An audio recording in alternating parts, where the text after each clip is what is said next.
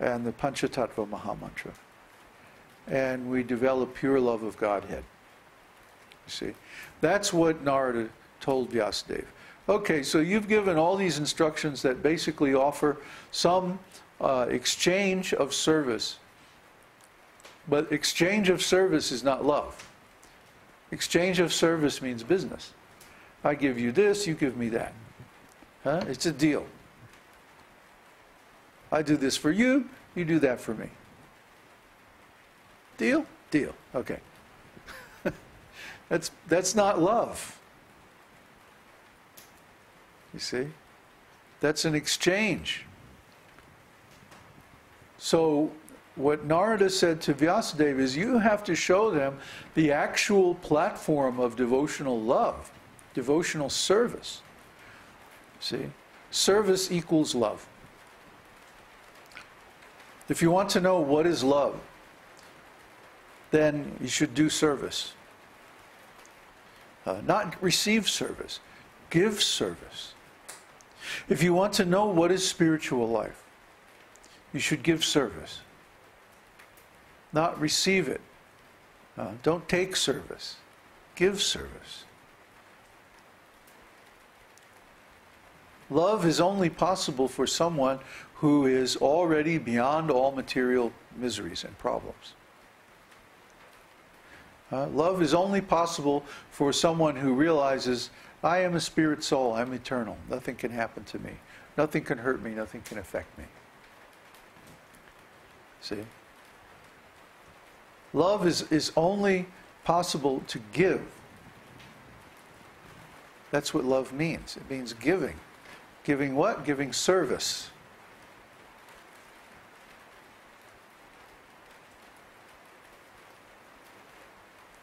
So one has to find some service that one can give. That's love. You see? And one has to be pure. Has to be purified. He can't be seeking anything in return, especially anything material.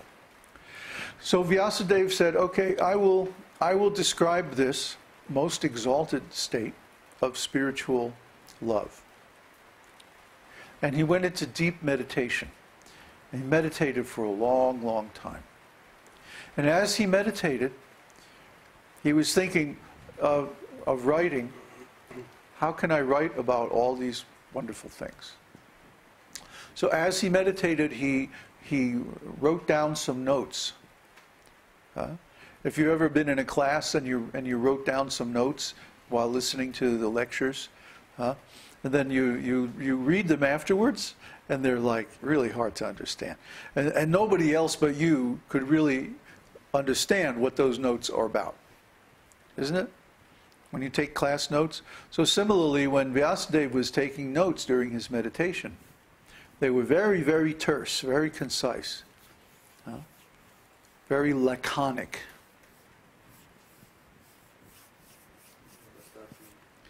Terse, concise. Telegraphic. See?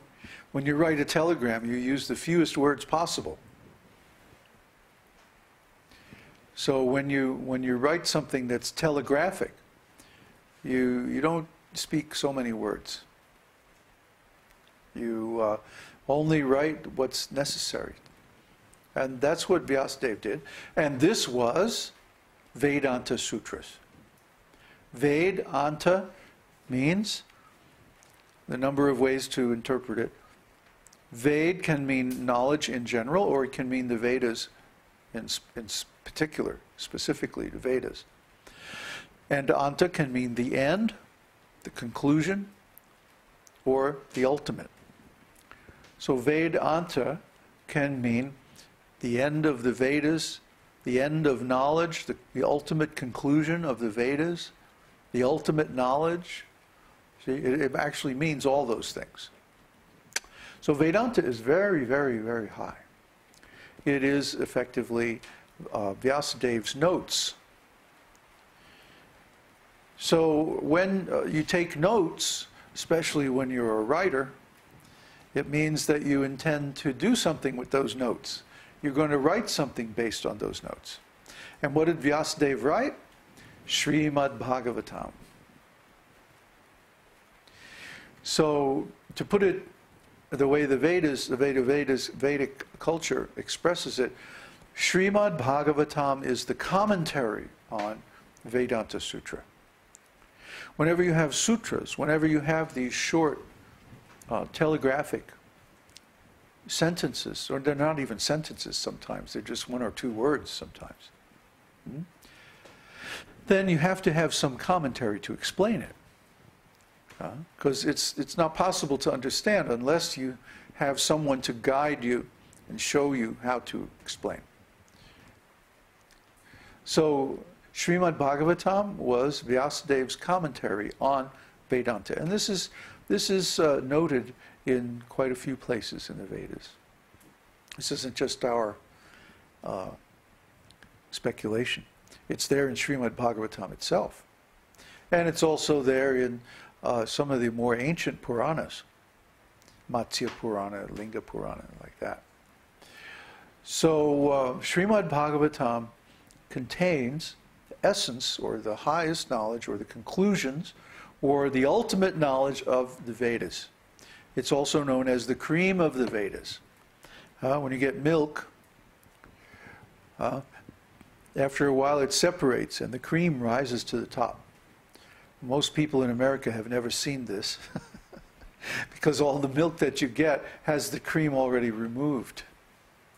But real milk, milk right from the cow, if you let it sit for a little while, the cream will rise to the top, and the cream is like really, really rich and delicious. So the Śrīmad-Bhāgavatam is known as the cream of the Vedas.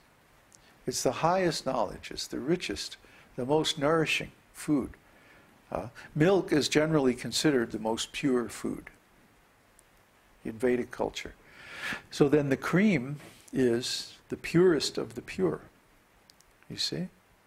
And that's Śrīmad-Bhāgavatam. And then what is Nectar of Devotion? Nectar of Devotion is the ontological analysis of Śrīmad-Bhāgavatam, which is itself a work of ontology. It's an encyclopedic presentation of the entire scope of knowledge discussed in the Vedas. You find almost everything that's discussed in Śrīmad-Bhāgavatam is also discussed in other places. But only in Śrīmad-Bhāgavatam have all these things been brought into one place, one scripture. 12 cantos, 18,000 shlokas. Each one is perfectly composed. And it describes everything. It describes everything that is. It describes everything that exists, from the lowest level of simple material elements all the way to the highest level of the most refined stages of consciousness. Everything is there. And everything in between. So try to understand how wonderful Śrīmad-Bhāgavatam is. And if you have any trouble understanding it or realizing it, Nectar of Devotion is there to explain everything.